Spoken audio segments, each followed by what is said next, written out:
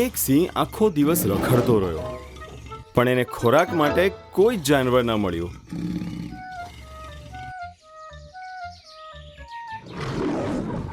સવારથી સાંજ થઈ ગઈ, પણ ત્યાં જ તેને એક ગુફા દેખાઈ.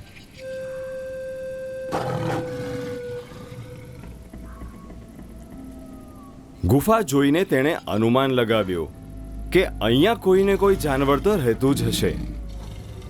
આ સાંભળીને સિંહ ગુફાની બહાર બેસી ગયો અને જાનવરની રાહ જોવા લાગ્યો.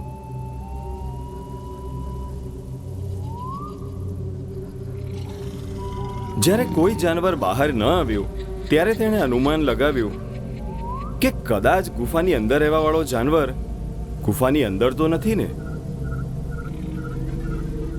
એટલે સિંહે ગુફાની અંદર જઈને જોયું. તેનું અનુમાન સાચું નીકળ્યું. અંદરની દુર્ગંધ સૂંઘીને તેને અહેસાસ થઈ ગયો કે અંદર નક્કી કોઈ જાનવર છે. તે ગુફાની અંદર બેસીને પોતાના ખોરાકની રાહ જોવા લાગ્યો. તેણે વિચાર્યું કે રાતના કોઈને કોઈ જાનવર તો અહીંયા જરૂર આવશે. આજે એને મારીને હું મારી ભૂખ શાંત કરી દઈશ. તે ગુફાનો માલિક એક શિયાળ હતું.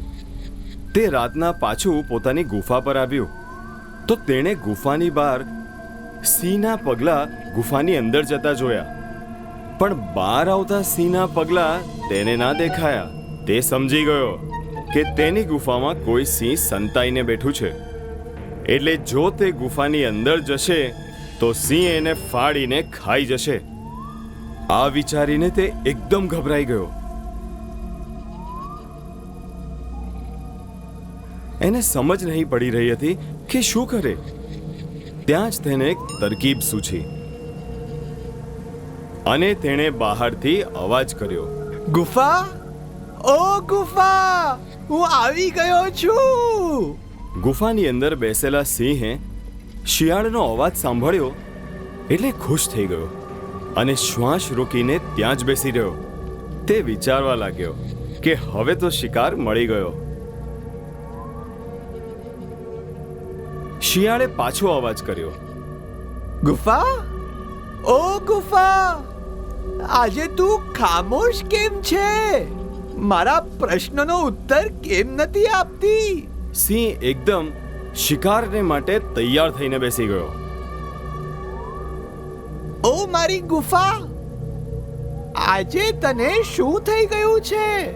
હું આટલી વારથી દ્વાર પર ઊભો છું અને તું મને બોલાવતી જ નથી. મારા અને તારા વચ્ચે જે સંધિ થઈ છે એના અનુસાર જ્યાં સુધી તું મને બોલાવશે નહીં ત્યાં સુધી હું અંદર નથી આવી શકતો. આજે તું બોલતી કેમ નથી?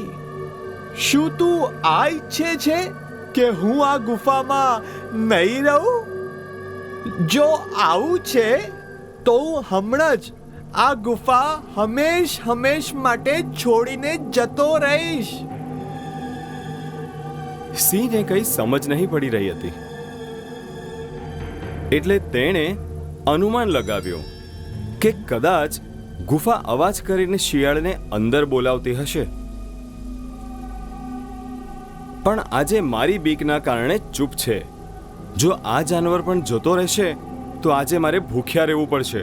આટલું વિચારીને સિંહે પોતાનો અવાજ બદલીને ધીરેથી બોલ્યો, મારા પ્રિય મિત્ર, આજે બહુ વાર લગાડી દીધી આવવામાં.